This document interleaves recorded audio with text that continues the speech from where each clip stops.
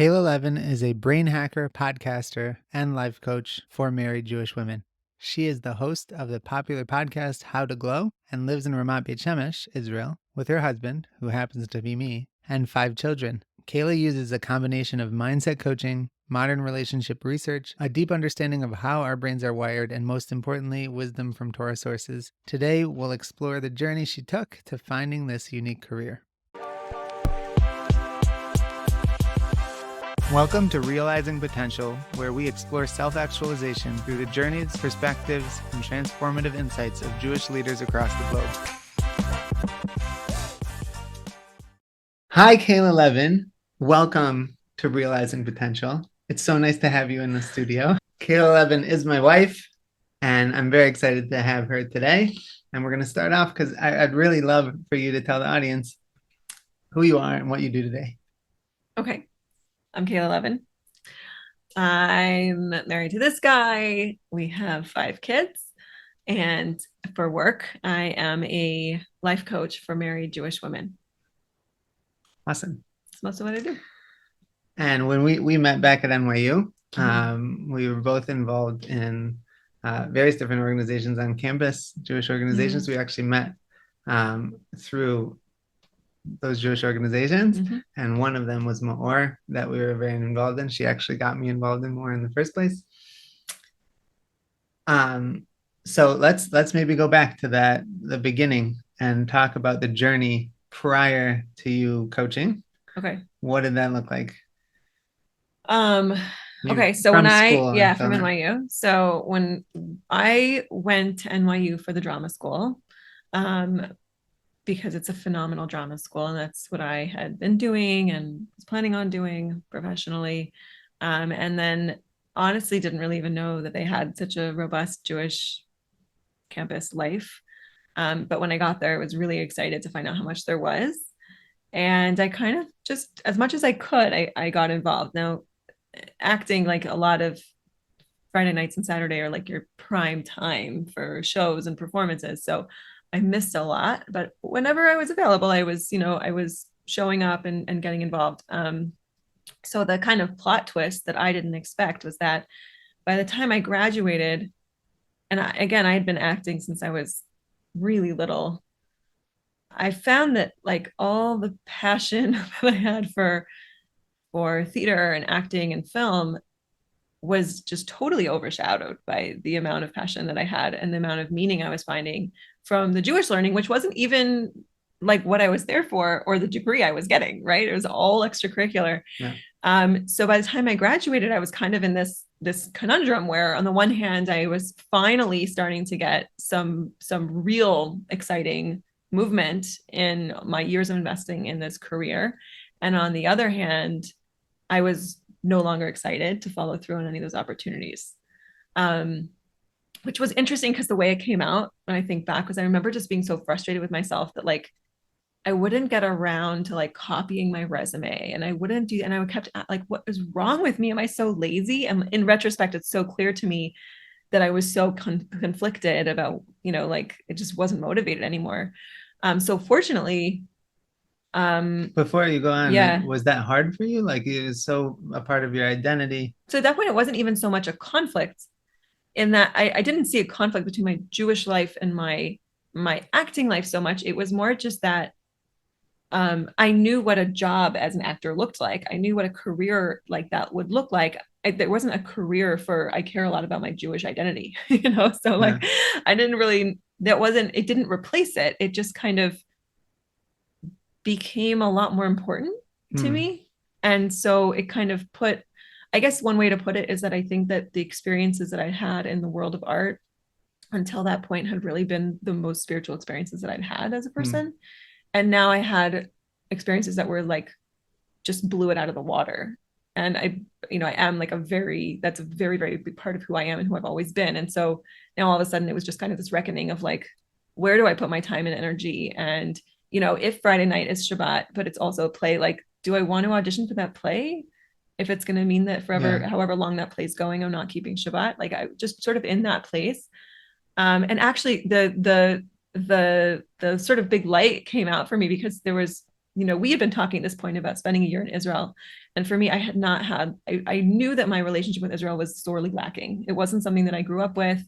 And I knew that it was such a huge pillar of Judaism. And I just kind of didn't have any experiential knowledge of it. I understood it only intellectually. And I felt like I really, really needed to spend some time in Israel. And I also really wanted to do this deep dive and learn more about my Jewish identity. But I also was getting so many messages from the world of performing arts and acting of like, you better hurry up and get out there because every day you're older, and no one wants an old actor. And it was just like this huge rush. I even graduated college a year early so I could like start working. I remember even having a conversation with my mother when I was a teenager, like, why am I going to college? I should just move straight to LA. Like, I'm running out of time. There was so much pressure. It's interesting because like, obviously we both went through the journey together, and I didn't have a conflict between the career I had planned and like that growth, but you did clearly. So how did you feel reflecting on that when like, were you like, oh, why did I choose this pathway? Because I know you also were like, why did I choose acting? As opposed to like psychology was your backup. Or I was like really, really very close to going to art school for fine arts at one point. And I remember kind of having them like, oh, like you can paint any day of the week, like it doesn't matter. I could do all my paintings on Tuesdays and I'd be fine. So yeah, I think maybe a little bit later on, there was definitely kind of that feeling of like, oh man, that would have been easier. Psychology, I don't know. I think that honestly, what I got out of art school probably set me up in some ways even better for psychology, because so much of the very specific training I got in the studio that I was in was such an emphasis on being completely present and completely honest about the moment of what's happening. And you have to break a lot of socialization to be able to do that, to be in a room with somebody and just be right there with them and call out what happens. And I don't know that there's any therapy program that trains therapists to do that the way that my theater program trained us to do that. So you looking back actually are very happy. You weren't necessarily happy with the destination you were going towards, but the training you were super. Yeah, when I like deconstruct what I got out of school, I'm able to sort of rebuild something else. It was intended for going into a career in theater, but it serves me very well in other ways. So what was the next step in the path? Okay, so this I think was really fun. So there was a director there who I got really close to. I was his assistant director for some shows. I was in anything that he offered, I was there, any extra courses, whatever. And he was extremely supportive. And I remember one time taking a subway home with him from a rehearsal. So I think we both lived in Brooklyn. So we were, just talking on the subway. And I said, gosh, I really would love to spend this year in Israel, but I can't. Like, I just have to get to work. And he was like, what are you talking about? I said, no, like I'm getting older. Like I have to get my career off the ground. It's going to take a long time. And like, I need to be, I need to get somewhere. And he said, you think it's going to be better later? You think it's going to be easier later? Like you're not tied down. You have no responsibilities. You don't even have like an apartment you have to stay in. He was like, this is absolutely the time for you to go. He actually, I think, had lived on a kibbutz for some point, like in his, younger years. Josh Lewis, amazing person. So I think that for me, hearing it from somebody who was not involved in my Jewish growth, who was just involved, who just knew me as a person and cared about me as a person and got the world of professional theater. Yeah. He understood the pressure I was coming from, saying like, no, this is the time. That was it. There was no more argument. And I was like, okay, that's definitely what I want to do. So we spent a year in Israel. During that time, I kind of sort of like tried to, as much as possible, put that on hold and just focus on, this is really about me kind of reckoning with my Jewish identity, figuring out where I want to, what I want it to look like. At this point, you and I were pretty sure we were going to get married. We were really sure we were going to get married. And so even just thinking that, like, what kind of home do I want to set up when we have children? How do we want to be raising them? I want to have answers to this before I get married. So really spent the year on that. And by the time I went back, I realized like it really wasn't going to be performing arts anymore. And that was rough. That was very hard. But I just felt like the way, with the person I had become, the way that I would have to be involved, none of it was appealing to me anymore. And so I kind of like was just kind of figuring it out. I actually ended up taking a job teaching elementary school. in a private school. And that was amazing. Very challenging. But again, kind of talking about deconstructing, if you're able to respond, all those improv classes, right? You're able to respond in the moment to what's going on in a classroom. You're just by definition going to be a more engaging teacher and a more capable of like getting what's going on with the kids in a way. Now, there was a lot that I was lacking. I'm not saying I was an amazing teacher, but I was able to use those skills, and that was very helpful. Were you surprised that you were able to go into teaching from the background that you had? No, I don't know. I mean, I think that there is a part of me that's very into academia and having all the right criteria and everything. And when we were first married, there was a long time where I was planning on going for a PhD. Yeah. I'm, just my parents both have master's degrees. I just really, really always thought like for sure I'm going to get advanced. And I went through my bachelor's with the assumption that this is just round one. Like I'm for sure going to be back. But I think there's also a part of me that's a bit of like a hacker and a disruptor, and is like, hey, if I can teach without going to school, like maybe there's things I could figure out fresh that I wouldn't see with kind of the being given all the schema of like, this is what education's supposed to look like, or this is how a lesson plan is supposed to look like. Well, what's interesting was you did do that, right? You hacked and you went online and you learned, and you sort of took what now, many years later, is like a very interesting path people do outside of a college degree towards pivoting their profession. Yeah. You did that like before it was popular, let's say. But you were successful, and I remember you researching online and connecting with teachers all over the place and downloading their resources that they've built and buying things and networking. Yeah, and I mean, most of what if you're willing to do it, I think after going through college, it was pretty clear that there wasn't any curriculum really in any of my actual academic classes, not my studio classes, but my academic classes, where if I had just kind of gone through all the books that they included on the curriculum, I wouldn't be fine. You wouldn't be fine? Or you like, meaning I'd be fine. You would be fine. Right? There wasn't any curriculum that was like so much more than just the syllabus. Yeah. And those books are available to you whether you're in college or not. Yeah. I think the whole, a lot of people are waking up to this now, kind of like, wait a second, is it really worth $70,000 a year? Like, okay, whatever. It wasn't 70 back then. No, it wasn't 70. I heard it's higher now. I don't know. Yeah. People listening to this might be like over 80 for some of them. But I'm very much into learning, and I think that when someone's learning something that they need now, that's relevant, that they're excited about, you get the information. I'm sure there's gaps. I'm sure there's, and that's what we hope. We hope that if a person gets a degree, all the gaps that they wouldn't know to look for would be covered. And that probably does happen, but it's also not a guarantee. So we started off in professional acting. Yeah. We moved to teaching. Yeah. Then. And I think while I was teaching, this is so random, like I ended up taking a job as a web development or publishing, producing. Yeah. So I I had like a couple extra hours because it was a private Jewish school. So I was only teaching in the afternoons. Mm-hmm. And so I spent a couple hours in the mornings, literally just it started as a writing job that I hated so much. And then they were willing to train me in to do this. So I did that. And I just learned I knew a little bit already, but like basic HTML, basic how the back end of a WordPress website runs. Mm-hmm. And that was just a couple extra dollars. That was really the point. Yeah. So take us through that next stage. How did you get to coaching from there? Okay. So then we moved. Mm-hmm. And we moved for a bunch of other unrelated reasons. Moved where? To Atlanta.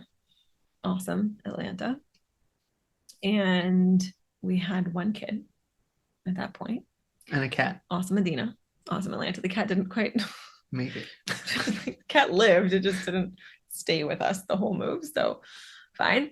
And I taught second grade, and I was also teaching some classes at MEOR, Emory. And we did a little bit of tech, Georgia Tech, and UGA. I mean, UGA, like maybe one Shabbos, like not so much, but yeah. MEOR's vision is to create a vibrant Jewish future led by a new generation that is literate in Jewish wisdom, culture, and heritage, inspired by a deep personal identity, committed to strong Jewish values, and engaged in Jewish community, civic life, and support of Israel. You can find a link to donate in today's show notes, or head to meor.org/donate to help MEOR inspire, educate, and empower the next generation of Jewish leaders. So when we were moving to Atlanta, I had just gotten into the MSW program at Rutgers. And then we moved to Georgia. So that was not going to work. So I was like looking for another program, but I think at the same time also kind of needed a little bit of time just to settle and get the lay of the land in Atlanta. And at some point, had a conversation with my mother, who's a career counselor, which is very convenient to have a mom who's a career counselor. And she mentioned to me that she always found that she had considered also going into therapy or social work versus counseling. And she really liked career counseling because it's this whole other area of personal development where you're dealing with people who are already functioning, but are still struggling. Right. And so, and granted that someone who's functioning but struggling could also go to therapy, but in theory, there's a bit of a separation, right? Where a social worker is usually helping people to become functional, right? And then a coach is able to kind of take a functional person and help them with their challenges, which still happens, right? Even if you're functional. And that really resonated with me. I kind of felt like I would be a social worker who would burn out very fast. And so I started thinking about coaching, which was now sort of becoming a thing. And I took a certification in coaching, really with just the thought of, well, you know what, if nothing else, this will be like my first step towards an MSW or a PhD or whatever I end up doing. And loved it. I really, really liked it. And I, just sort of let people know I'm coaching. I'm a life coach now. Anyone wants coaching. And a business coach more than a life coach. I remember. So I don't know if I was even like specifically branding myself as a business coach, but I think people knew at that point, like some of the things that I'd been doing for that website. I also ended up doing a lot of like social media marketing for them with that job. And so people knew that I could do those things. So some people came to me for that and some people came to me for other things. And most of that was just people who were in my network who were like, oh, that makes sense. I know you, I know life coaching. When I put the two together, I want to work with you. It wasn't like anybody really outside my network. But that was really enough to get started and to really, really like it. And then at some point you sent me someone and that person wanted coaching on marriage. And that was really fun. And then I remember at one point sort of being like, well, okay, I know how to do all the coaching things, but also there's all this marriage stuff that I learned because I got married. and I just like I did with academics, like dove into the literature. Like, how do you do this thing? This is really hard. How do you be married? How do you like do this successfully? I'd want to take a step back. Like there was a clear motivation for why you did that. And also there was a model like Shana Rishona, the concept of a first year of marriage being like something where you double down and really focus on building the relationship is something we learned together through MEOR, through like Jewish learning. But you also had a different background than me. How did that contribute? Yeah, I mean, I think a big piece for me was we got married. I found like, even though we'd known each other for 3 years at this point, so it wasn't like there were any big surprises, I still felt like my anxiety level shot through the roof. Like it was like emotional roller coaster. Everything was just, I was so sensitive. I was so like jittery about everything. And my parents had been divorced. And I think that definitely played in, not so much in terms of modeling or anything like that. They actually, as far as I was concerned, it modeled a very healthy relationship in many ways, which is, I guess, part of the shock of it. But still just sort of left me with this idea of like, well, I don't really know how these things work. It seems like it's very much luck of the draw. Like they had a very healthy looking marriage and they got divorced. So who knows if you can't start a marriage with the thought of like, maybe this will end any minute. Like that's just not like a great, starting place. And I think that's kind of where I was. I didn't know, I really spent a lot of time learning about, marriage from a Jewish perspective. The thing that I did find to be extremely helpful was, as you said, the concept of Shana Rishona, which is that in Judaism, the idea isn't that if you marry the right person, it's all going to go. It's that when you marry someone, you need to take at least a year, probably longer, to build that marriage. That the marriage doesn't even exist yet. It's a technical reality, but it's not, the relationship isn't there. And you need to take time and do certain things to invest and to get to a place of confidence so that you are now a like sort of functional couple. And that for me was really helpful because I stopped reading everything as like, this is a sign that something wrong has happened, and was able to read it as like, oh, this is part of Shana Rishona. Like we're building our skills, we're building like what we need. So that I found to be really helpful, but I still didn't have self-mastery. And so in some ways, I almost was using the material against myself, because the more I got a picture of like what a healthy, a person in a healthy relationship, how they would respond, let's say in a crisis or in a disagreement. And then I would see the gap between how I was behaving and how I, should be behaving. Then that really just sort of sent me more into like a shame spiral, which doesn't make anyone act like a princess. And so that was kind of that struggle. And that's where I really found coaching. That's where I really discovered the power of looking at our thoughts from a place of self-awareness, as opposed to just believing all of our thoughts. And when I was able to do that and to like really start to understand how these very big, scary, dramatic thoughts that I was having weren't giving me a strong emotional reaction because they were so true, right? They were just giving me a strong emotional reaction because they were terrible things to be thinking, right? Without even necessarily a lot of evidence. And that for me was a huge shift. It's like, oh, wait, like just because this thought made me cry doesn't mean it's true. Like I actually could choose to look at this differently, or I could just choose to notice that was a thought and not necessarily an objective reality. That saved my life. I feel like that saved our marriage. I think that was huge. I think that, was definitely one of the biggest gifts that I've ever gotten. I remember because both of us were like, you were very much thinking about going the academic route with psychology and becoming a therapist. We're like, oh, but there's this life coaching thing. And we're like, that's not a real thing. That's right. But then what happened was so interesting, because I was working in corporate America with an agency for some very large companies. And I remember you were sharing some of these pieces. And as a manager, I started like using that to help be a better listener, to connect to people, to understand, to help them solve problems. And then I became a fan, because I was like, wait a second, like this is no less psychology. Just because you don't have a license, you were doing incredible research, and really is more like applied psychology that in a totally different way was effective. And I think as long as people are just clear, like I just feel like it's just important to make this clarification. As long as people are clear of like, there's a lot of crossover between coaching and therapy, but there are some places that are not crossover. Can you give me an example of one of the differences? Yeah, like trauma, for instance, would be something that personally I would refer that to a psychologist. Okay, great. So that's where it got us, right? So there's the Jewish piece of understanding Shana Rishona, and also just sort of learning about marriage, both from the world of psychology, but also learning about it, from a Jewish perspective. And then adding in this piece of the self-awareness and thought work and understanding how that worked. So between those two things, I kind of had this like, sort of like, this was like my personal development curriculum. This wasn't for anybody else. This is for me. These were the things that I needed to achieve this really important goal to me. Because like, why was it so upsetting for me when I thought things weren't going to work out? Because I desperately wanted them to, right? And so just like, that's kind of what I needed to learn for myself, for my own personal journey. And then when you sent me that client, I was like, well, do you want me to share a couple things that I learned for myself?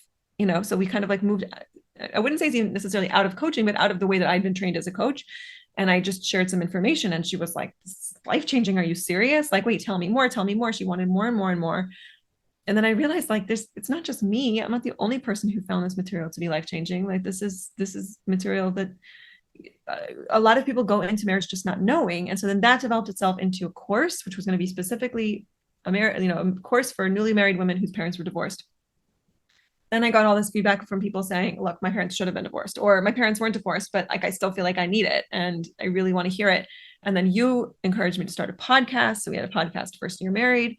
And really it just kind of took on a life of its own. But I think that what really worked was just this, finding something that like mattered so much to me, that I had personally seen such a huge transformation in my own life. So I was able to encourage, but also really understand where people were coming from. I think, learning about marriage from someone who never had any trouble in their marriage or any, stress, like it'd be very not motivating. You'd be like, okay, well, you got that DNA, I got this DNA. So like, how can I learn from you? So great. So that's how you got into coaching, and specifically also marriage as a focus. Yeah. And it was really coaching and teaching, a combination of both, because you said, you're giving over information, but you're also using some of the coaching principles and how you effectively connect with the person and help them apply that information that they're getting. You also mentioned that First Year Married was the first course, which was clearly around Shana, Rishona, one of these Jewish concepts that we had learned when we were in Israel. What other Jewish concepts came into the work that you do that contributed? Yeah. So Rabbi Dr. Akiva Tatz has an amazing class on a website called simpletoremember.com, which we listen to many times. Just called Marriage, Part 1 and Part 2. And what he talks about in that class is the Jewish concept of mashpia and makabel, that there's providing energy and there's receiving energy, and that the masculine energy is the mashpia energy. It's the providing, and the makabel energy is the receiving energy. And this like really is a very big paradigm shift. It's interesting because there's so many, marriage influencers or thought leaders or, out there who are not Jewish, who say almost the exact same thing with just in English. But understanding this, number one, I think most important, the kind of, academic world that I grew up in was so egalitarian that no one would ever say anything like men and women's brains work differently. And so even that alone was kind of a revelation. Like, I shouldn't assume that because this is how I work, that this is how you're going to work. So that alone was very helpful, because then immediately just opens up to like curiosity and openness and gathering information. But then in terms of the mashpia makabel energy, that's really interesting because, for a lot of women, like they don't want to ask for things from their husband because they're like, well, if I ask for that, then like I've used 20 points and now he's going to cash in those 20 points. And I don't know if I have 20 points to give. Like, I'm really stressed out, or I was up all night, or, like it's this very like, we have to stay even, fair energy.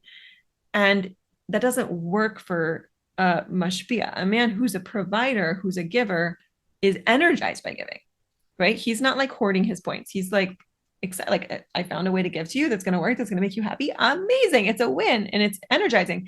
And so it kind of like turns that whole thing on its head and actually makes it that the biggest gift as a woman would be to actually be willing to ask and to be happy when you get the thing that you want.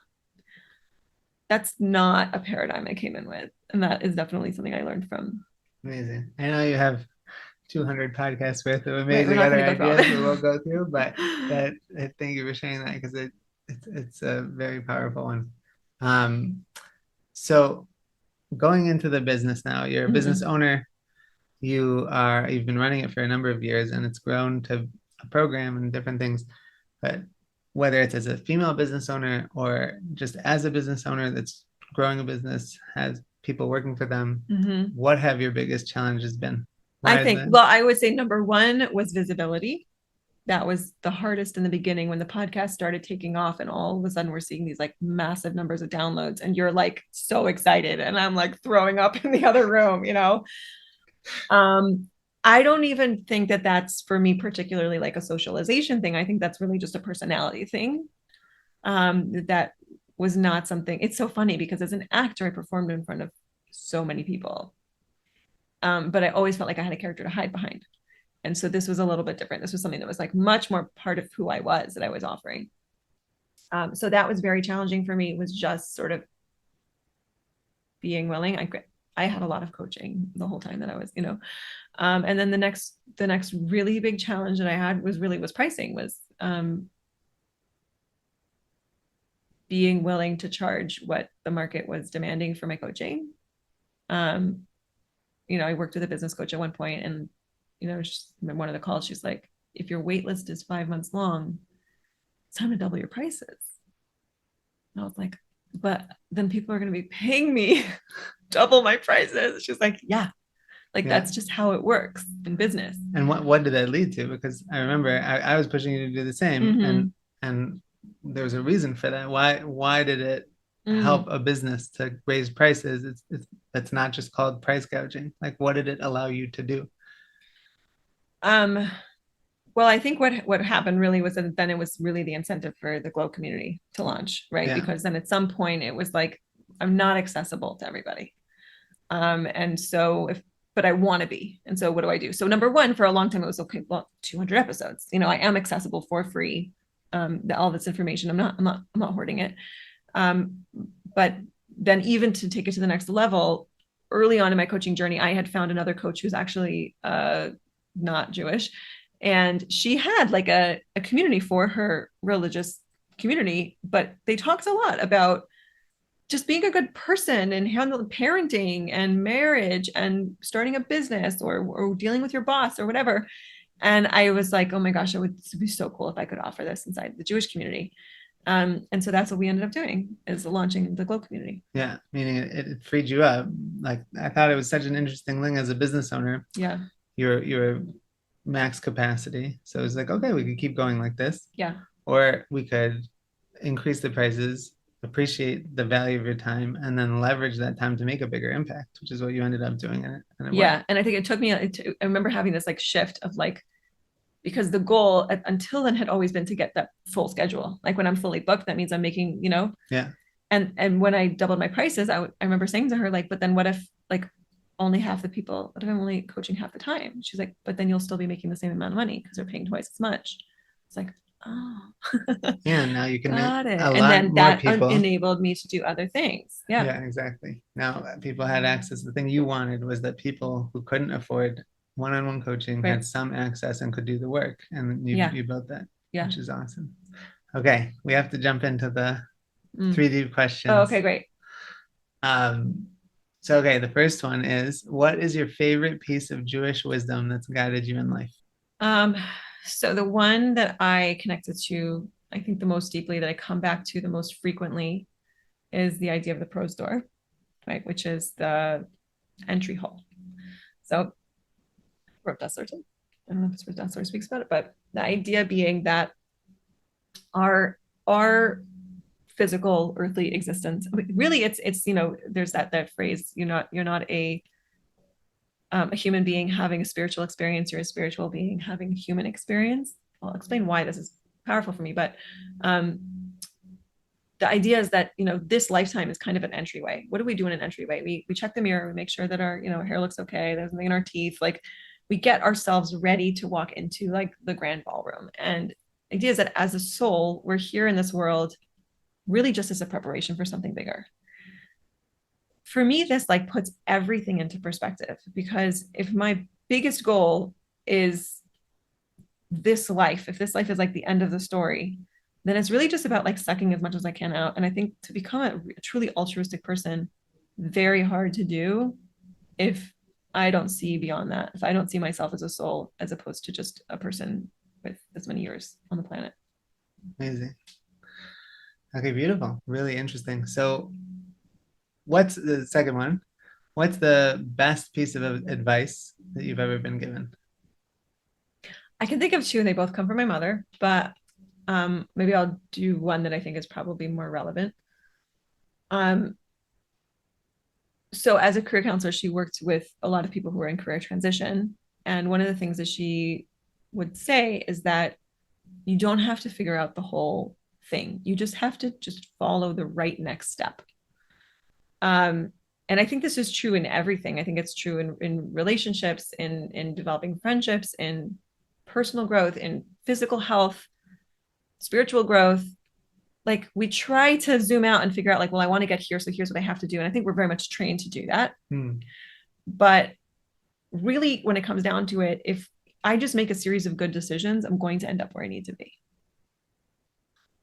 And has that applied, like, have you applied that in any specific area that you can remember? Yeah, I mean, I for sure never thought that I'd be running this business the way that it is. Like I think what happened was that there were a series of points in which there needed to be a pivot. You know, my podcast started out for all newly married couples.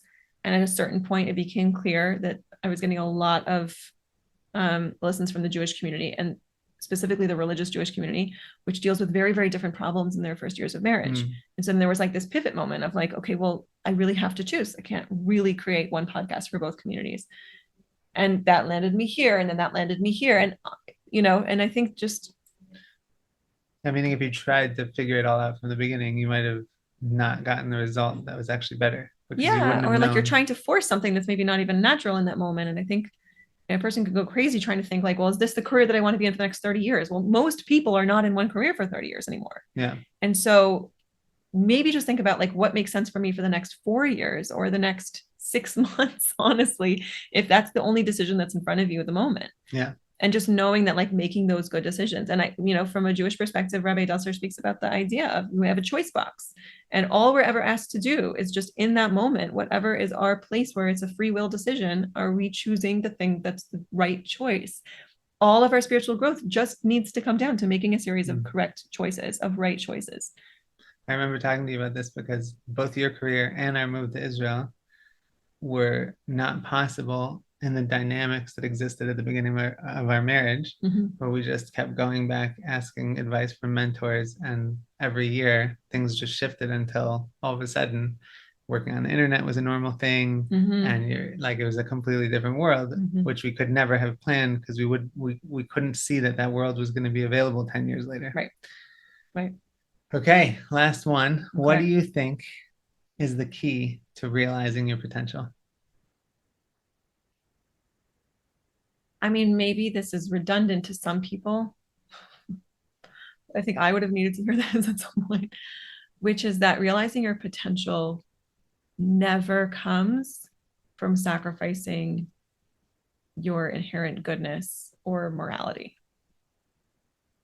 And that choosing to be the bigger person, choosing to be the more honest person, choosing to be the more compassionate person is always 100% of the time going to be the way that you achieve your potential. I think our world is like a little bit confused, and people can get the message that like it's big to be cutthroat, or it's big to outsmart people, and that's like really cool. It's just not true. Like, you're not achieving your potential. You're really cutting yourself short, and you're weakening yourself by doing that. Wow. Powerful. Okay. Thank you so much for joining us. Thanks for having me. This is really awesome.